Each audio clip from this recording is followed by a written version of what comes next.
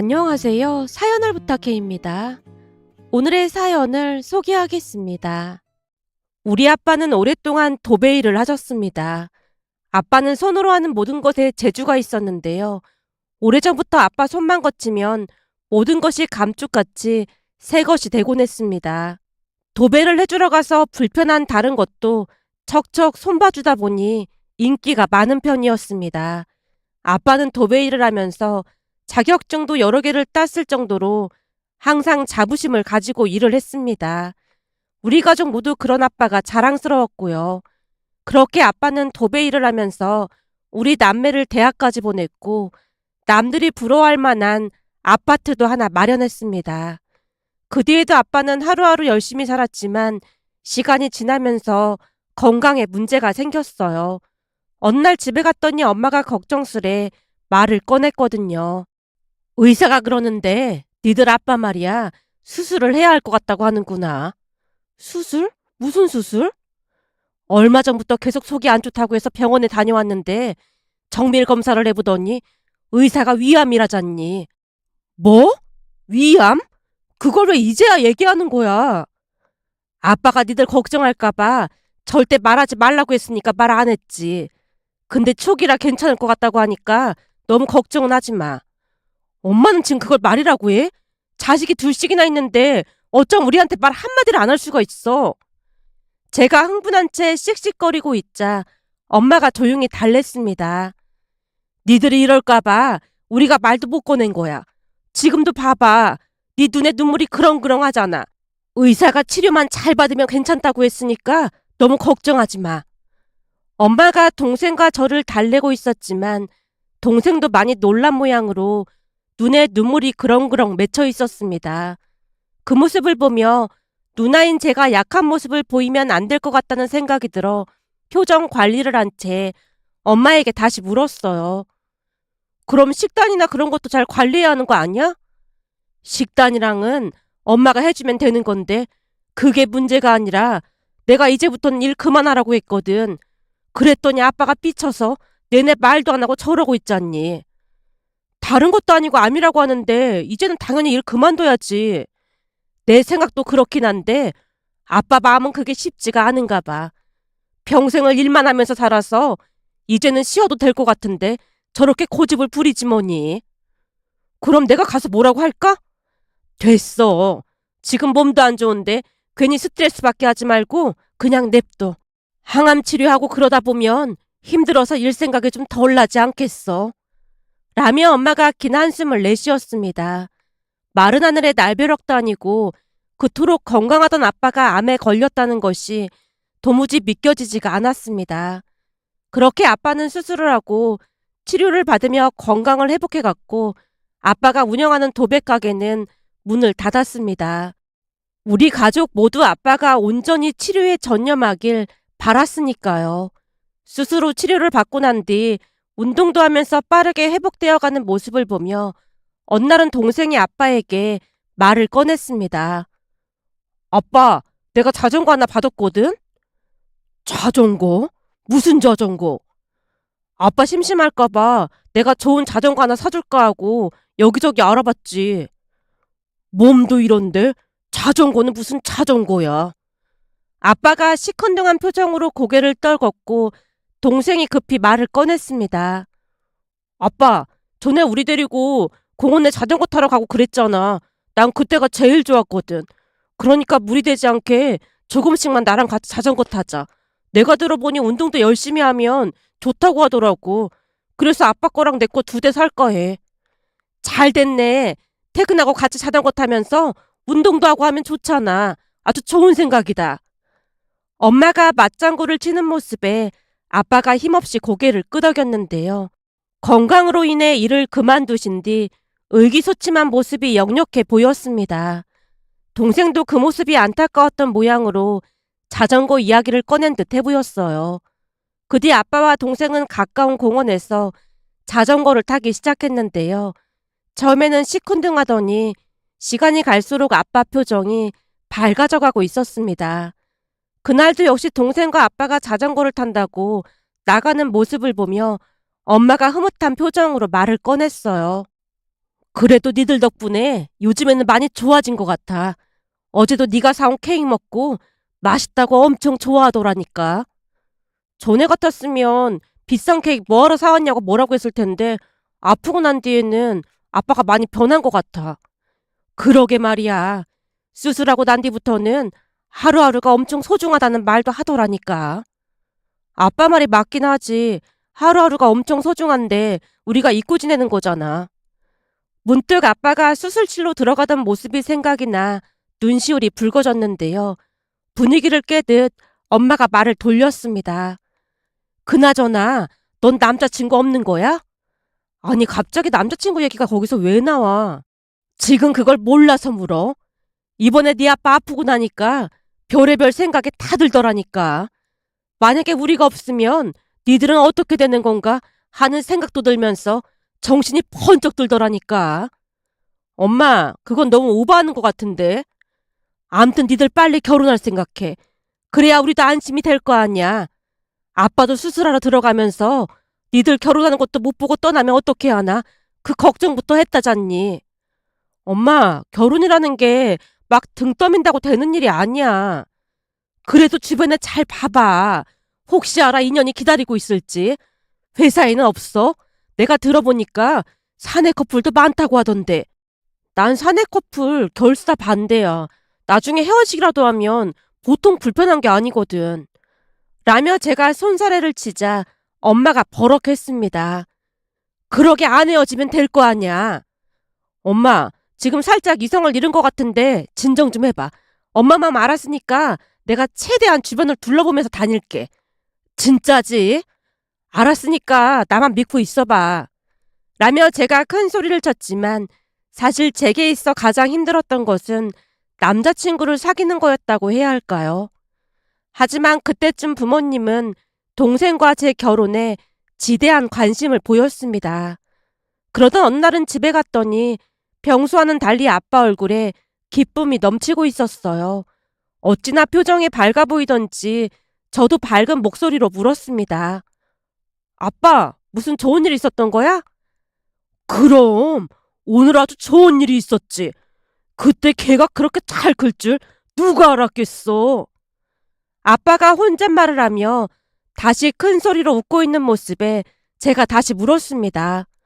왜? 무슨 일인데 그래? 오늘 누가 다녀갔는데 기뻐서 저러잖니?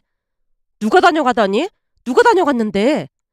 니들은 잘 모르겠지만 예전에 아빠가 어려운 사람들을 좀 도와줬었거든. 근데 그때 학생 중 하나가 잊지 않고 다녀갔어. 참 바르게 잘 컸어. 그때 일을 기억하고 찾아온 거 보니까 그때 내가 참 잘했다 싶어. 잘했다마다. 아빠가 다시 활짝 웃고 있었는데요. 잠시 후 아빠 입에서 놀라운 이야기가 새어나왔습니다. 아빠 말에 따르면 아주 오래전에 허름한 아파트에 도배를 하러 갔다고 합니다. 그리고 그곳에서 인연이 시작되었다고 했어요. 그날도 역시나 도배를 하기 위해 장비를 들고 엘리베이터로 갔다는데요. 이것저것 많이 들다 보니 겨울인데도 불구하고 땀이 송골송골 맺혀 있었답니다. 같이 일하던 직원이 조금 늦게 온다고 해서 홀로 엘리베이터로 짐을 옮기던 도중 고등학생으로 보이던 한 학생이 아빠 짐을 덥석 같이 들고는 말했다네요. 아저씨, 제가 도와드릴게요. 이거 무거워서 다치니까 그냥 둬라. 아니에요. 제가 도와드릴게요. 그럼 가서 엘리베이터나 좀 잡아주련. 엘리베이터요? 알겠습니다. 허름한 아파트라 그랬던 것인지 학생이 입은 점퍼도 많이 낡아 보였답니다.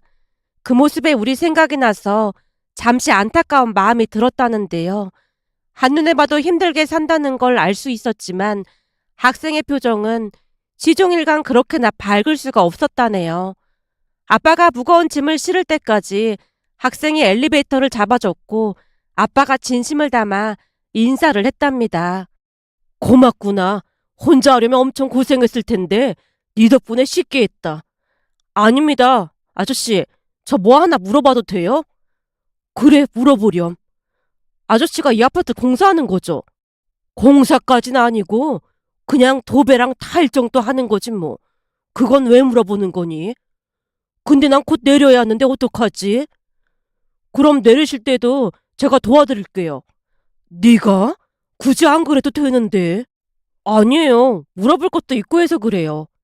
라며 짐을 내릴 때까지 학생이 도와줬다고 합니다. 그러면서 이것저것 질문을 했다네요. 아저씨, 도배하는데 돈 많이 들어요? 돈은 왜? 사실 우리 집이 벽지랑 장판이 엉망이거든요. 곰팡이가 잔뜩 껴서 도배를 해야 할 것 같아서요. 그래? 그 정도면 도배를 새로 해야겠는데? 이따가 일 끝나고 아저씨가 한번 가서 봐줄까? 근데 많이 비싸겠죠? 우리 할머니가 절대 안 된다고 하실 거예요. 그래서 말인데, 혹시 제가 아저씨 따라다니면서 일하면 도배 좀 해주실 수 있어요? 뭐? 네가 나를 따라서 도배를 한다고? 아빠가 놀란 채 학생을 뚫어져라 바라봤다는데요. 눈이 어찌나 크고 맑아 보이던지 빨려 들어갈 것만 같았다네요. 거기다 어찌나 선하게 웃고 있던지 알았다고 대답을 할 뻔했답니다. 하지만 곧 정신을 차린 아빠가 부드러운 목소리로 대답했다네요. 학생이면 공부를 해야지. 이런 힘든 일을 어떻게 하려고 그래. 이게 생각보다 훨씬 힘들어서 안 돼. 진짜 안 돼요? 글쎄 안 된다니까. 아빠가 단호하게 거절을 하자 학생이 눈물을 머금고 다시 부탁을 하더랍니다. 사실은 우리 할머니가 천식이 있으시거든요. 근데 집에 곰팡이가 많아서 그런 게 아닌가 싶어서요. 천식 있으면 곰팡이 그런 게 안 좋다고 들었거든요. 너 혹시 할머니랑 같이 사는 거니? 엄마 아빠는? 엄마 아빠는 오래전에 돌아가셨고 할머니랑 단 둘이 살아요. 그래서 우리 할머니 오래오래 사셔야 한단 말이에요. 근데 맨날 기침도 많이 하시고 그래서 걱정이 돼서요. 순간 학생이 침울한 표정으로 고개를 떨궜고 측은한 마음이 들어 아빠가 다시 물었답니다. 그럼 이따가 아저씨가 가서 상황을 한번 봐줄까? 근데 돈이 있어야 하잖아요.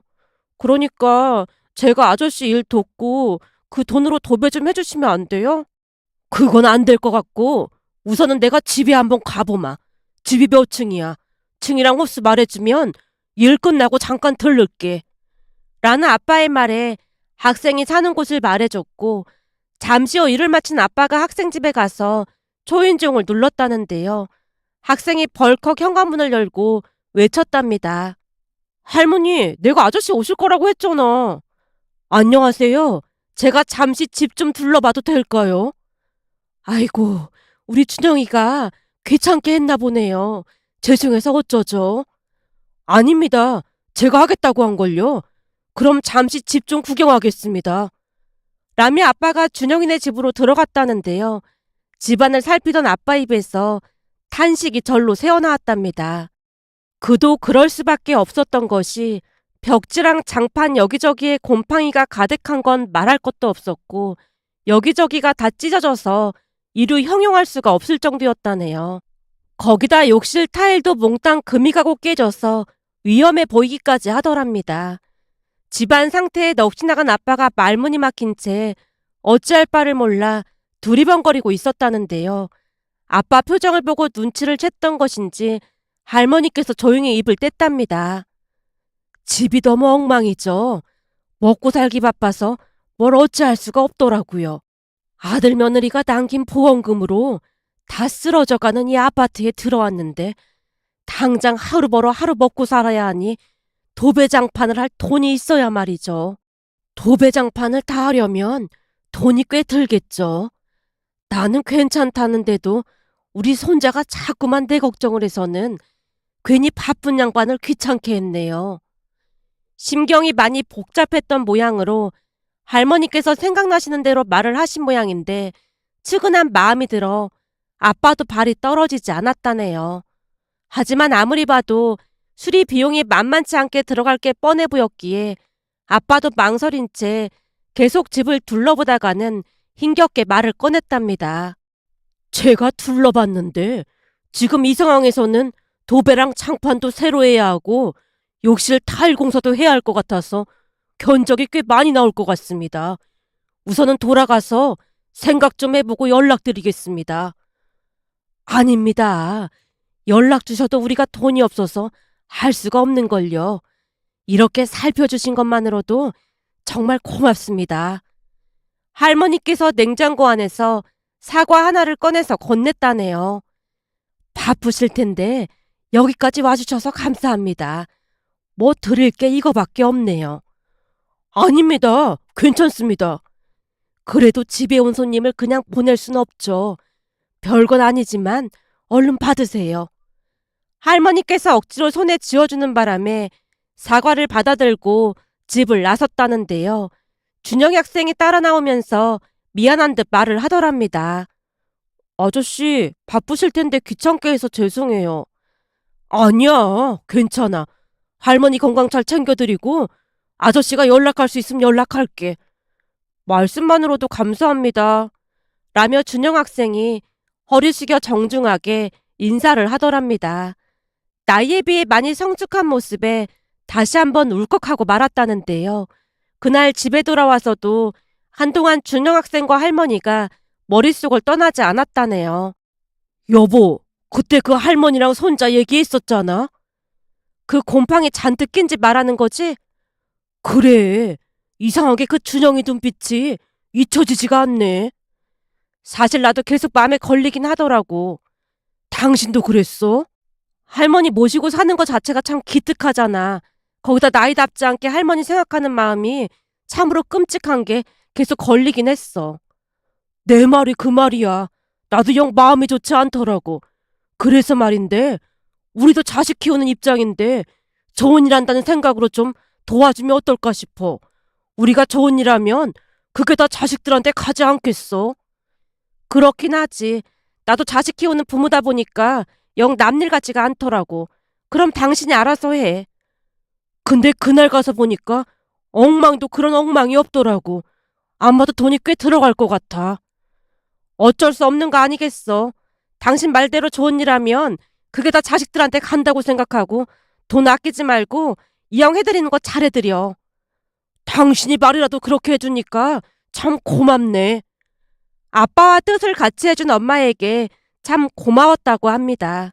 그렇게 며칠 뒤 다시 준영이 학생 집에 찾아갔고 아빠가 할머니와 준영이 학생에게 말을 했다네요. 제가 벽지랑 장판 그리고 타일까지 싹 다 공사해 드릴게요. 그때도 말씀드렸지만 우리가 지금 그럴 돈이 없는데 그냥 제가 공짜로 해드릴게요. 예? 공짜로요? 아닙니다. 괜찮습니다. 할머니가 손사래를 쳤지만 아빠가 다시 말을 이어갔다네요. 어르신, 사람에게는 인연이라는 게 있다고 하지 않습니까? 며칠 전 준영이를 보는데 왠지 모르게 낯설지가 않았습니다. 이것도 인연이라면 인연 아니겠습니까? 아무리 그래도 너무 죄송해서 그렇죠. 죄송할 필요 없습니다. 그냥 제 마음이 그러라고 하네요. 무엇보다도 할머니를 생각하는 준영이 예쁜 마음이 제 마음을 움직였습니다. 그리고 곰곰이 생각해보니 전생에 제가 준영이한테 큰 빚을 졌던 게 아닌가 싶네요. 준영이 눈빛이 영 낯설지가 않거든요. 그래도 미안해서 이를 어째. 할머니가 안절부절 못한 채 어쩔 줄을 몰라 하시는 모습에 아빠가 미소 띈 얼굴로 부탁했답니다. 그럼 공사 끝나고 나면 맛있는 밥이나 한 끼 주십시오. 저도 어머니가 일찍 돌아가셔서 항상 어머니가 해주시던 밥이 그리웠거든요. 어르신이 밥 해주시면 어머니가 해주신 밥처럼 참 좋을 것 같네요. 아빠가 호탕하게 껄껄하며 웃자 그제서야 할머니 얼굴이 아주 환해졌다네요. 그런데 다음 순간 준영이 학생이 벌떡 일어나서 아빠를 향해 큰 절을 올렸답니다. 준영아, 너 왜 이래? 이러지 말고 얼른 일어나. 아저씨, 정말 감사합니다. 제가 이 은혜는 절대 잊지 않겠습니다. 그 순간 준영 학생 눈가에 눈물이 맺혀 있었답니다. 그 뒤 아빠는 정성스레 그 집을 깨끗하게 공사해줬다는데요. 공사가 끝난 집을 보던 할머니와 준영 학생의 표정이 잊혀지지가 않는답니다. 그렇게 한참을 말하던 아빠가 눈물을 훔치며 다시 말을 이어갔습니다. 그날 집에 들어갔는데 도저히 사람이 살 환경이 아니더라고. 어르신 말씀 들어보니 워낙 싸게 나와서 들어갔다고 하는데 진짜 그런 집은 보다 처음 봤다니까. 그래도 얼마 뒤 집이 아주 말끔해졌는데 공사가 끝난 집을 보면서 어르신이랑 준영이가 서로 손을 맞잡고 어찌나 눈물을 흘리던지 나도 따라 울었다니까.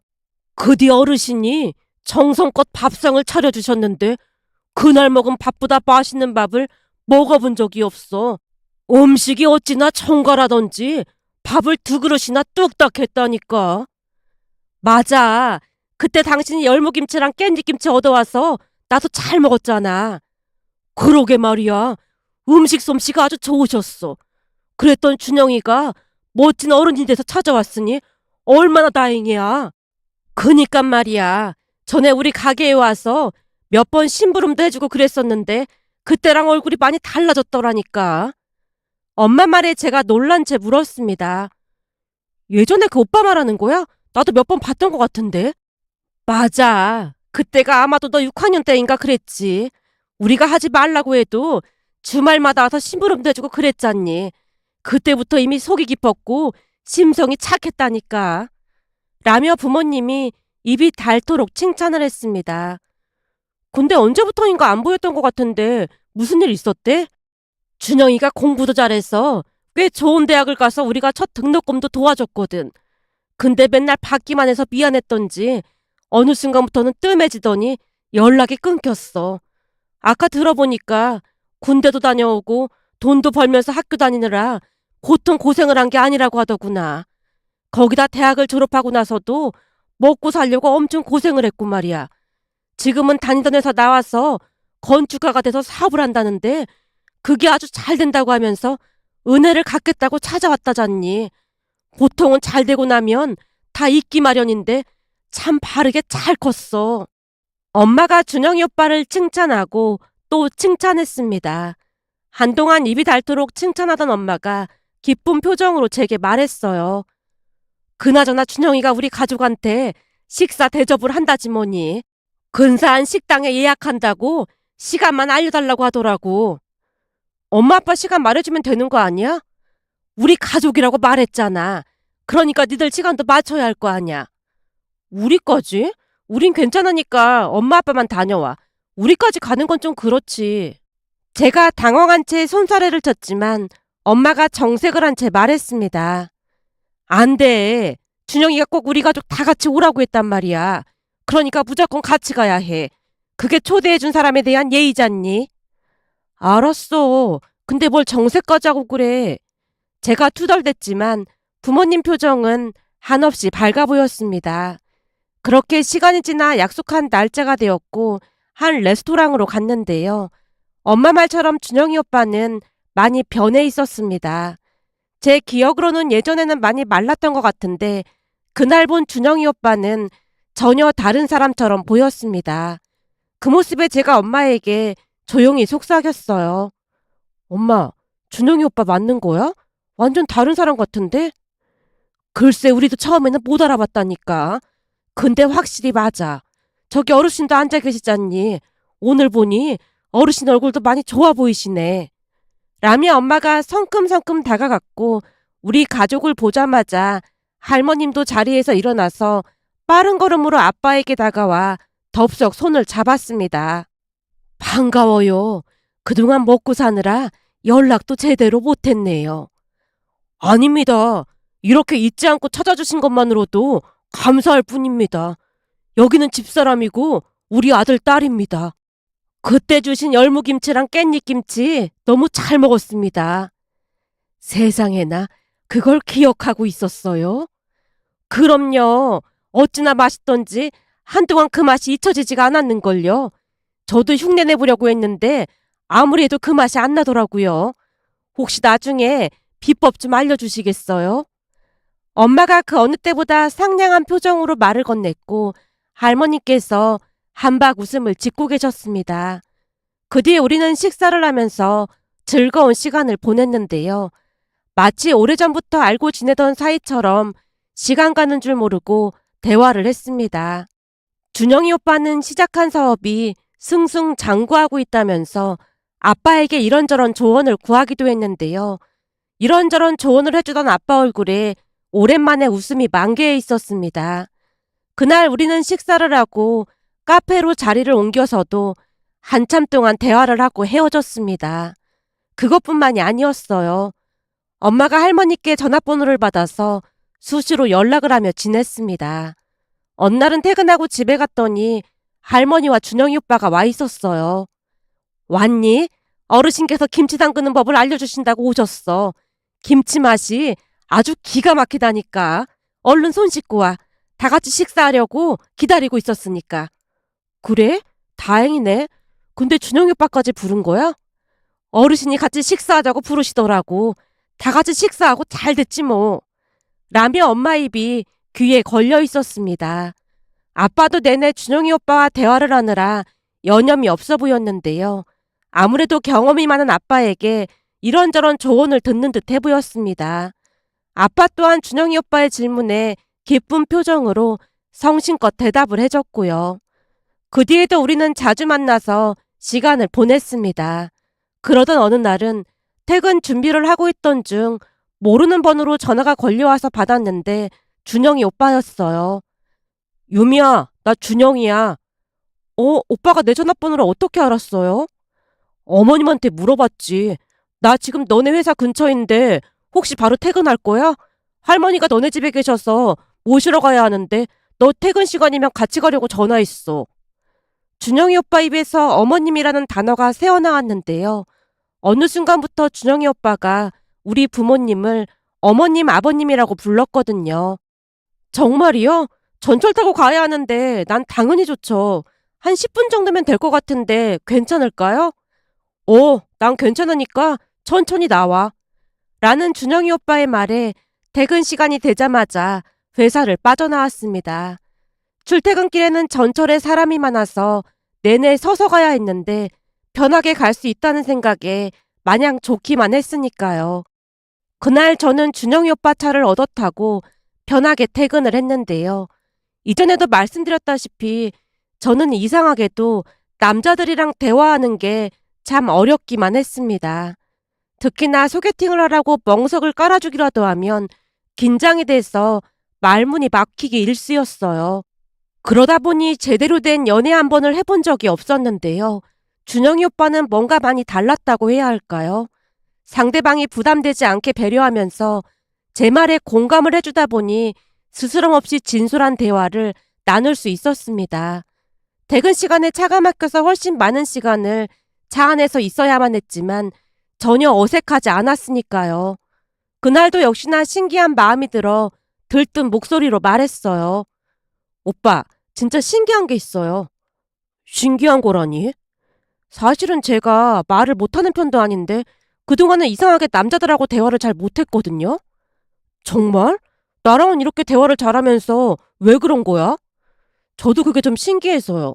그러다 보니 소개팅 자리에 나가도 남자들이 재미없다고 싫어하더라고요. 몇 번 그런 소리 듣다 보니까 요즘은 아예 소개팅도 안 하고 있거든요. 그러다 보니 지금까지 제대로 된 연애 한 번을 못 해본 거 있죠? 저 완전 한심하죠?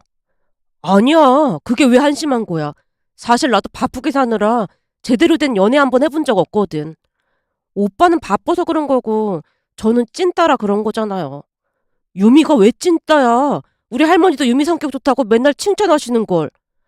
내가 원래 여자들한테는 인기가 많은데 남자들한테는 찐따 소리 듣거든요. 암튼 근데 오빠랑은 이상하게 대화가 잘 통해요. 그냥 불편한 것도 없고 마음이 편해서 그런 것 같아요. 아무래도 오빠가 말을 잘해서 그런 게 아닌가 싶어요. 내가 말을 잘하긴 무슨 말을 잘한다고 그래. 난 유미가 하는 말 엄청 재밌던데? 이상하네. 저번에도 유미네 회사 서대리 얘기 듣고 진짜 한창 웃었잖아.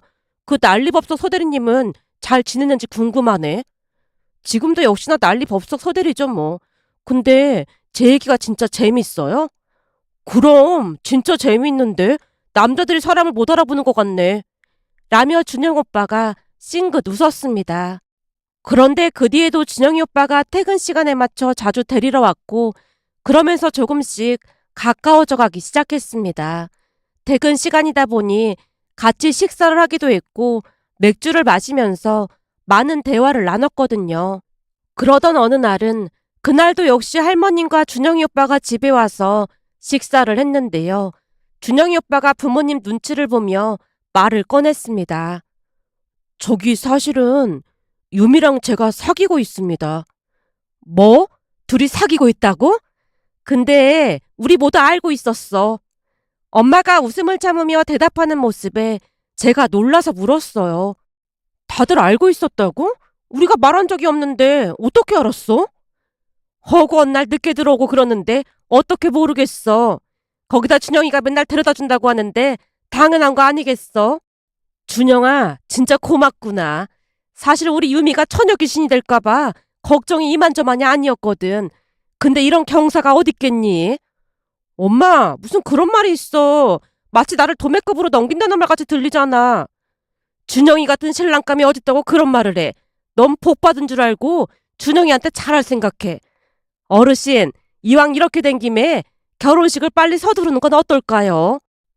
엄마가 할머님께 결혼식 이야기를 꺼내는 모습에 제가 놀란 채 외쳤습니다. 엄마, 우리 사귄 지 몇 달 안 됐는데 무슨 결혼 얘기를 꺼내고 그래. 이미 다 아는 사이인데 질질 끌 게 뭐가 있어. 되도록 빨리 결혼하도록 해. 맞네. 알고 지낸 시간이 얼마인데 질질 끌 필요가 뭐가 있어. 나도 우리 준영이가 빨리 결혼해서 가정 꾸리고 사는 모습 보는 게 소원이긴 해. 할머님까지 거드는 모습에 제가 안절부절 못하고 있었는데요. 준영이 오빠까지 덩달아 거들었습니다. 그럼 그럴까요? 저는 당장 내일이라도 결혼하고 싶은 마음이거든요. 그래? 그럼 바로 날 잡고 결혼식 하자고. 라며 엄마가 반색을 하며 좋아서 어쩔 줄을 몰라 했습니다. 결국 우리는 몇 달 뒤 모두의 축복 속에 결혼식을 올렸습니다. 신혼집을 친정 근처로 했고 할머님을 우리가 모시고 함께 살고 있는데요. 엄마와 할머님께서 오며 가며 잘 지내고 계신답니다. 또한 남편이 아빠에게 일을 도와달라고 부탁을 해서 무리가 되지 않게 회사에 나가서 도움을 주고 있습니다. 아무래도 아빠가 일을 하고 싶어 한다는 걸 눈치챈 남편이 아빠를 배려한 듯 해보였습니다. 어느 날은 친정에 갔더니 엄마가 들뜬 목소리로 말했어요. 요즘 네 아빠가 아주 날라다니잖니. 왜? 기분 좋아서? 그래. 우리 사이 덕분에 일을 할 수 있게 됐다고 신바람이 났다니까. 세상에 이런 사이가 어딨겠어. 그때 네 아빠가 이 서방을 보고 낯설지가 않다고 하더니만 지금 생각해보니까 우리 사위가 되려고 그랬던 게 아니었나 싶어. 세상에 이런 인연이 또 어딨겠니? 요즘은 밥을 안 먹어도 배가 부르다니까. 엄마가 한박 웃음을 짓는 모습에 행복한 마음이 들어 자랑하고 싶은 마음에 이렇게 글 남겨봅니다. 오늘의 사연은 여기까지였습니다. 즐겁게 보셨다면 구독, 좋아요 부탁드립니다. 고맙습니다.